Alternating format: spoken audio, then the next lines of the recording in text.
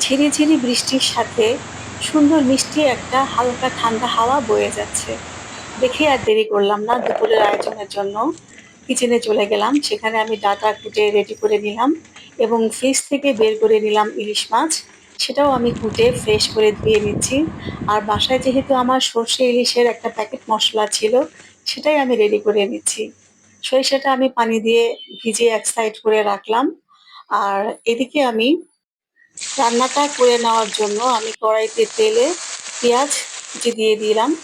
দিয়ে একটু লালচে করে নেওয়ার পরে হালকা একটু পানি দিয়ে প্যাকেটেরই আরেকটা মসলা আছে, সরিষা ছাড়াও আরেকটা মসলা, তো সেটা দিয়ে মশলাটা কষিয়ে নিলাম এবং ডাটা আর সাথে আমি একটু আলু দিয়েছি। আমার কাছে আলুটা খেতে ভালো লাগে, তো আলুটা দিয়ে আর ডাটা দিয়ে ধুয়ে আমি মশলার মধ্যে একটু হালকা লবণ দিলাম।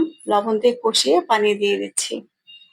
লবণটা আমি আহ ডাটা এবং আলুর জন্য যতটুকু লাগে ততটুকুই দিয়েছি। আর এদিকে আমি মাছটা দেওয়ার জন্য একটু কাঁচামরিচ দিয়ে প্রিপারেশন করে আমি এই ডাটা এবং আলুর মশলা ঝোলের মধ্যে দিয়ে দিলাম। তারপর এখানে যে সরিষাটা ভিজিয়ে রেখেছিলাম পানি দিয়ে, সেটাও দিয়ে দিলাম। খুব শর্টকাটে রান্নাটা হয়ে গেল। আর যদি প্যাকেট মশলা নাও থাকতো তাও খুব একটা দেরি হতো তা না, সরিষাটা আমি ব্লেন্ডারে করে নিতাম। ব্যাস এইটুকুই তো।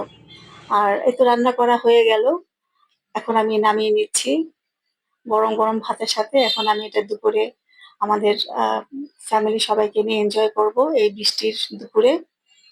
তো তোমাদের যদি কারো ভালো লাগে, বাসায় যদি কারো ফ্রিজ ইলিশ মাছ থাকে বা যদি খেতে মন চায়, আশেপাশে বাজার থেকে যদি নিয়ে নিতে পারো, তো এই বৃষ্টি ভেজা দুপুরে এই সর্ষে ইলিশটা ডাটা দিয়ে আলু দিয়ে বা তোমাদের কাছে যে যেরকম তরকারি দিয়ে ভালো লাগে বা খালি করে নিতে পারো এবং এনজয় করতে পারো। সবার সুস্থতা কামনা করছি। আল্লাহ হাফিজ, আসসালামু আলাইকুম।